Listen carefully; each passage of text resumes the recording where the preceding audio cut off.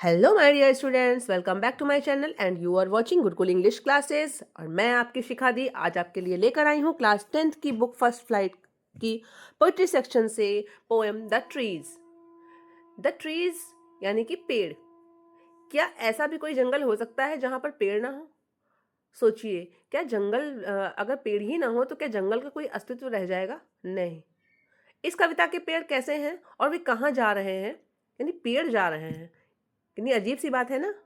तो आइए पढ़ते हैं पोम और जानते हैं इन पेड़ों के बारे में जो जंगल छोड़कर जा रहे हैं, और कारण भी पता लगाते हैं कि आखिर वो जंगल छोड़कर क्यों जा रहे हैं।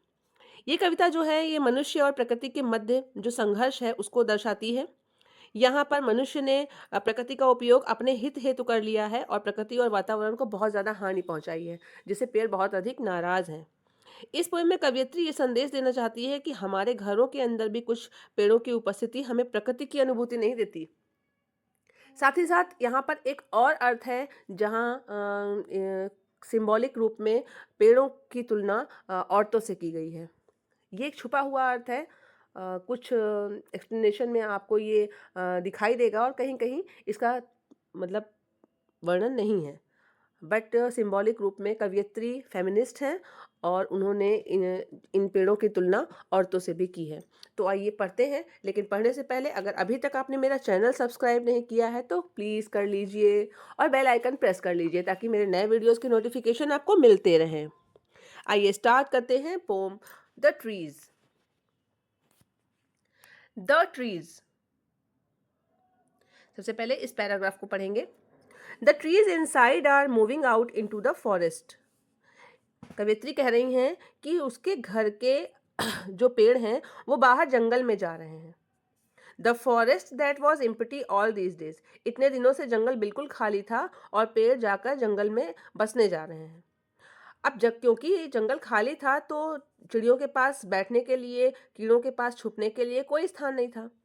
तो कवित्री कह रही है कि where no birds could sit, वहाँ पर चिड़ियों के लिए बैठने की जगह नहीं थी। नो इंसेक्ट हाइड, कीड़ों के लिए छुपने की जगह नहीं थी।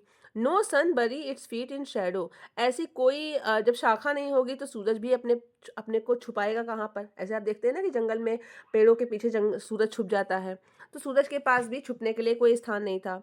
The forest that was empty all this night, इतने रातों से जो पेड़ जो जंगल खाली था, will be full of trees by morning. अब घरों के पेड़ों ने ये निश्चय किया है कि वो जंगल को सुबह तक भर देंगे। सुबह तक जो जंगल इतनी रातों से खाली थे, सुबह तक वृक्षों से भर जाएंगे। आगे बढ़ते हैं। All night the roots work, पूरी रात ये जड़ें काम करेंगी। और क्या काम करेंगी? To disengage themselves from the cracks, अब वो घरों की दरारों से अपने आप को फ्री करेंगी। इन द वरांडा फ्लोर, जो बरामदे की फर्श से अपने आप को मुक्त कराएंगी। आप देखते हो ना घरों में जो पेड़ निकल आते हैं, जैसे पीपल के और बरगद के, इस टाइप के जो पेड़ निकल आते हैं उनकी जड़ें बहुत ज़्यादा फैल जाती हैं। कभी कभी तो घरों की जो दीवारें हैं वो इन पेड़ों की जड़ों से गिर भी जाती हैं। इसीलिए इस तरह के पेड़ घर के अंदर नहीं लगाए जाते, इनके लिए स्थान होता है जंगल। और जो है जो यहाँ पर कवित्री यही कह रही हैं कि ये जो पेड़ हैं इनको यहाँ से मुक्त करना है। साथ ही साथ यहाँ पर जो सिंबॉलिक अर्थ है, ऐसी औरतें, ऐसी स्त्रियाँ जो घरेलू कामों में दबी हुई हैं, घरों में ही रहती हैं, अब वो स्वतंत्र हो चुकी हैं। वो घर से जाकर बाहर जाकर वर्क भी करती हैं और घर और बाहर दोनों का काम संभाल रही हैं। तो सिंबॉलिक मीनिंग में यहाँ पर औरतों का भी वर्णन है। बट अगर सामने से देखते हैं तो सिर्फ पेड़ों की ही बात हो रही है। तो आगे देखते हैं। The leaves strain towards the glass, यहाँ पर जो पत्तियां हैं वो खिड़की के कांच पर दबाव डाल रही हैं ताकि वो उसको तोड़ दे और बाहर जा सके। जो long crammed boughs shuffling under the roof, छत के नीचे जो छुपी हुई हैं वो भी काम कर रही हैं अपना और स्वयं को मुक्त करने के लिए। दीवारों के भीतर और छत के नीचे होने के कारण जो झुक गई हैं क्योंकि उनका विकास नहीं हो पा रहा है, वे भी वहाँ से जा रही हैं। लाइक न्यूली डिस्चार्ज पेशेंट्स, उनकी हालत कैसी है? जैसे कि कभी कभी हॉस्पिटल से जब मरीज की छुट्टी होती है ना, जो काफ़ी दिन तक हॉस्पिटल में रहा हो और उसको जब डिस्चार्ज किया जाता है तो वो भी half dazed moving to the clinic doors, वो आधा औंघाता हुआ, लड़खड़ाता हुआ चलता है और क्लिनिक के दरवाजे से बाहर निकलने की कोशिश करता है। दो लोग उसको इधर अगल बगल में पकड़े होते हैं। अगर कोई व्यक्ति थोड़ा कम बीमार होता है तभी भी वो अपने आप चल नहीं पाता, क्योंकि 10-12 दिन तक अगर कोई हॉस्पिटल में बेड पर लेटता है तो वो अचानक से उठकर चलने में असमर्थ होता है। तो वो भी किसी अस्पताल से छूटे हुए मरीजों की भांति लगता है, जो बाहरी संसार में आता है तो आधा चौंकता है। आगे बढ़ते हैं और देखते हैं third paragraph. I sit inside open to the veranda. मैं जो कवियत्री कह रही है कि मैं अपने घर में बैठती हूँ और उसका घर का जो दरवाज़ा है वो बरामदे की ओर खुलता है। और कवियत्री राइटिंग लॉन्ग लेटर्स, लंबे लंबे पत्र लिख रही है, in which I scarcely mention the departure of the forest from the house, जिसमें मैं लिख रही हूँ कि जो पेड़ हैं वो घर से बाहर जंगल में जा रहे हैं। द नाइट इज फ्रेश, आज की रात तरोताजा होगी। The whole moon shines in a sky still open, चंद्रमा चमकता है और पूरा आसमान खुला हुआ दिख रहा है। But the smell of leaves and लिचिन, यहाँ पर जैसे बहुत दिनों तक पत्तियां और काई, अगर जैसे जंगल होता है ना, वहाँ पर बहुत ढेर सारी पत्तियां रोज गिरती रहती है, अगर सफाई नहीं की जाती है तो वो पत्तियां वहीं पर सड़ने लगती हैं और वो काई का रूप ले लेती हैं। तो वहाँ पर उसकी एक दुर्गंध टाइप की फैली हुई है। Still reaches like a voice into the rooms, और अभी भी जो आवाज है घर के कमरों से अंदर, कमरों से बाहर की ओर आ रही है। लास्ट पैराग्राफ देखते हैं।